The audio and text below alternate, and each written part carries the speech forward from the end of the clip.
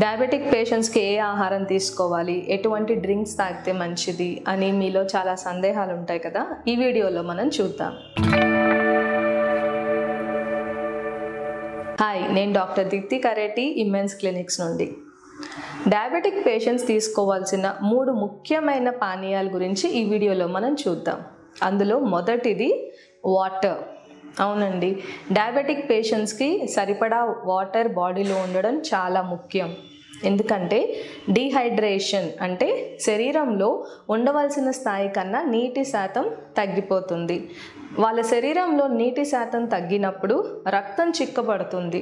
అప్పుడు కిడ్నీస్ మీద లోడ్ పడుతుంది అనమాట. ఎందుకంటే ఎక్స్ట్రా ఉన్న షుగర్ అంతా కిడ్నీలే యూరిన్లో నుంచి ఫ్లష్ చేయాలి కాబట్టి డయాబెటిక్ పేషెంట్స్ సరిపడా వాటర్ తీసుకుంటే ఈజీగా షుగర్ కంట్రోల్ చేయొచ్చు. ఎందుకంటే హైడ్రేషన్ ప్రాపర్గా ఉన్నప్పుడు రక్తంలో ఎక్స్ట్రాగా ఉన్న షుగర్ అంతా కిడ్నీస్ యూరిన్ ద్వారా పంపేయడం అనేది జరుగుతుంది.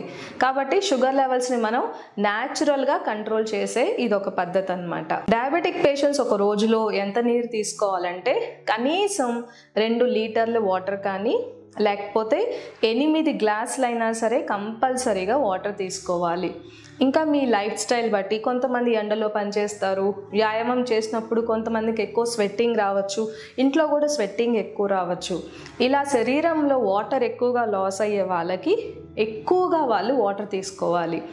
యూరిన్లో నుంచి షుగర్ ఎక్కువగా పంపేసినప్పుడు త్వరగా డీహైడ్రేట్ అయిపోతారు, అంటే రక్తంలో ఉన్న నీటి శాతం తగ్గిపోతుంది. కాబట్టి డయాబెటిక్ పేషెంట్స్ సరిపడా నీళ్లు తీసుకోవడం చాలా ముఖ్యం. డయాబెటిక్ పేషెంట్స్ తీసుకోవాల్సిన రెండవ పానీయం జింజర్ టీ.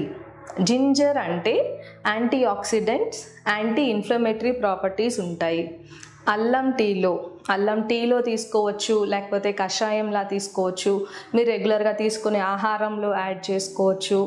ఇలా జింజర్ రెగ్యులర్గా తీసుకోవడం ద్వారా ఇన్ఫ్లమేషన్ అనేది తగ్గుతుంది డయాబెటిక్ పేషెంట్స్లో వాళ్ళు అధిక బరువు ఉండడం కానీ, లేకపోతే ఫ్యామిలీ హిస్టరీ వల్ల, లేకపోతే వాళ్ళు హై కార్బోహైడ్రేట్ లోడ్ ఉన్న ఫుడ్ తీసుకోవడం వల్ల శరీరంలో ఇన్ఫ్లమేషన్ అనేది స్టార్ట్ అవుతుంది. ఈ ఇన్ఫ్లమేషన్ వల్లనే వాళ్ళ శరీరంలో ఇన్సులిన్ సరిగా పనిచేయదు, ట్యాబ్లెట్స్ కూడా ఎక్కువగా వాడుకోవాల్సి వస్తుంది. కాబట్టి ఇన్ఫ్లమేషన్ తగ్గించే ఆహార పదార్థాలు డయాబెటిక్ పేషెంట్స్ తీసుకుంటే చాలా మంచిది. డయాబెటిక్ పేషెంట్స్ తీసుకోవాల్సిన 3వ పానీయం lemon water. Okay, lemon water అంటే శరీరంలో మనం ఆహారంలో తీసుకున్నప్పుడు pH లెవెల్స్ పెంచుతుంది ఫుడ్ది.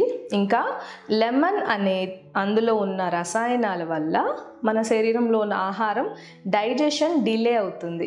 అంటే త్వరగా కార్బోహైడ్రేట్ లెవెల్స్ బ్లడ్లో స్పైక్ అవ్వవు, షుగర్ లెవెల్స్ స్పైక్ అనేది మనం అవాయిడ్ చేయొచ్చు.